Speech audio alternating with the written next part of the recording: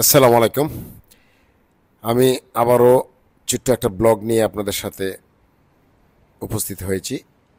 দেখছেন Kuwait terminal 4 international এয়ারপোর্টের একাংশ, যেখানে প্রবেশ করে D129 পর্যন্ত গেট রয়েছে।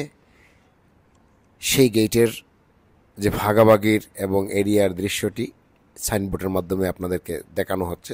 729, 126 যে সাইডগুলি দিকগুলি রয়েছে, উপরে সিঁড়ি দিয়ে ওঠার পরে আপনি এটা পাবেন।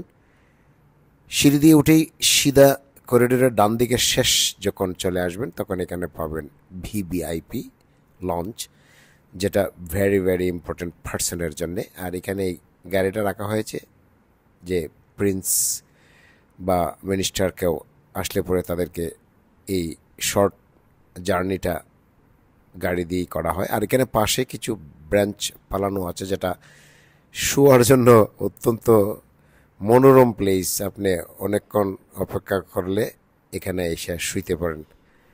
আমি শুয়েছি প্রায় ঘন্টাখানেক। খুবই সুন্দর, নিরিবিলি, কোনো কোলাহল হইচই কিছুই নেই, ঠান্ডা, সফট।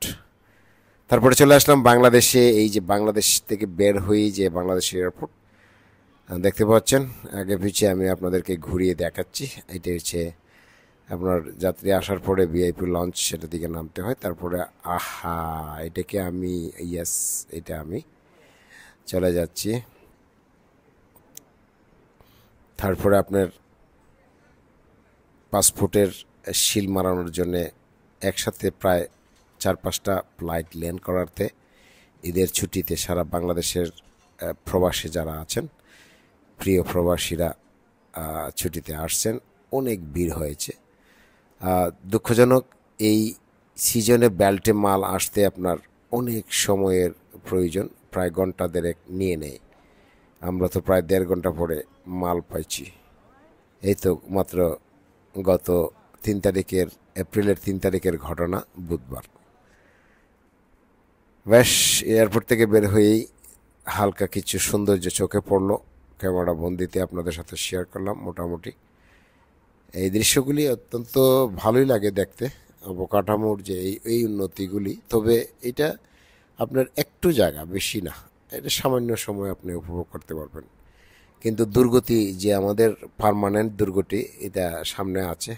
আমরা সবাই জানি যে পার্মানেন্ট দুর্গতি আমাদের কবে যে শেষ হবে এটা একমাত্র আল্লাহই ভালো জানে।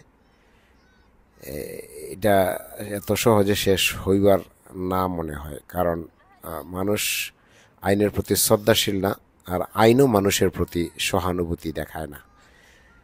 কী কারণে যেন আইন মানুষ হাতে নিতে পারে, আবার কী কারণে যেন আইন মানুষ কিনতেও পারে। তো আইনের লোকরে আইন কিনতে পারে না, আইনের লোকরে কিনা যায়। আইনের লোকরে কিনলে পরেই তো আইনের বেহাল অবস্থা ঘটে। কারণ নিয়ম মাফিক যেটা মানুষের পাওয়ার দরকার, আমরাও সেটাই ওয়েটিং করি এবং সেটাই খুঁজি। ঢাকা থেকে যাওয়ার পথে আমাদের বাংলাদেশের ঐতিহ্য মাটির জিনিসপত্র একটা দোকান চোখে পড়লো, বা কিছু কেনাকাটি করবো এখানে।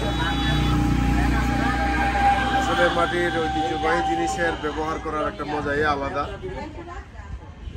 যদি সামান্য ব্যবহার করা যায় আর কি।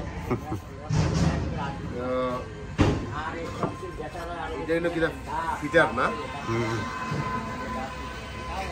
হাওয়া।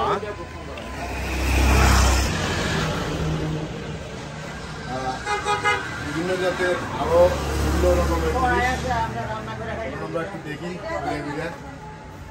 আরে বাবা, মাশাআল্লাহ, একটা শোকেসও লাগানো হয়েছে।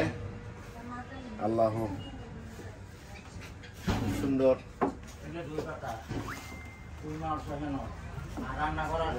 ধর্মীয় জিনিসও আছে, আবার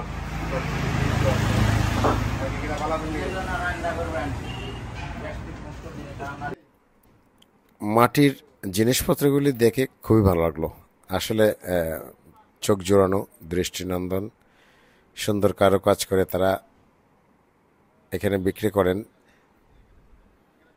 সবচেয়ে মজার বিষয় হলো এই একই ঘরে আমরা একই দোকানে অনেক রকম ব্যবস্থাপনা এবং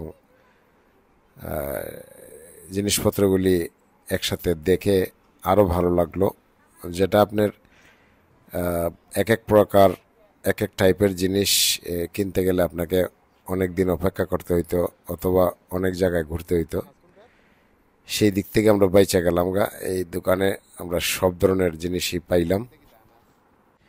তাই ফাতেমার পছন্দের কিছু জিনিসের নিয়ে নিল এবং কি উদ্দেশ্যে নিল সেটাও আমরা তার কাছ থেকে জানলাম।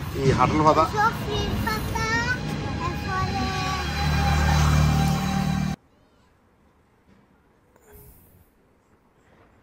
চলছে লোডিং অ্যান্ড সিলেটের উদ্দেশ্যে, সিলেট হবিগঞ্জের উদ্দেশ্যে আবারও চলছে লোডিং এবং হবিগঞ্জের উদ্দেশ্যে আবারও ঢাকা থেকে বিরতি শেষে রওনা। এই সেই ভৈরবের ঐতিহ্যবাহী রেলওয়ে ব্রিজ, ঘোড়াশালের ঘোড়া ভাস্কর্য। আমি কিন্তু জানতাম না, হঠাৎ আমার মেয়ে বলল যে এখানে দেখা যাচ্ছে। আমরা দেখতে পাচ্ছি একটি মালবাহী ট্রেন যাচ্ছে অনেক বড় বিশাল কন্টেনার নিয়ে। ডিজিটাল বাংলাদেশের একটি সাইন ফুল গাছ দিয়ে কাজ করে রাখা। তবে এই জায়গায় রোজার মাইয়া দিন বিয়ে বিড়ি টানে, এই দেখছেন কারবারটা দেখছেন, বিড়ি টানে।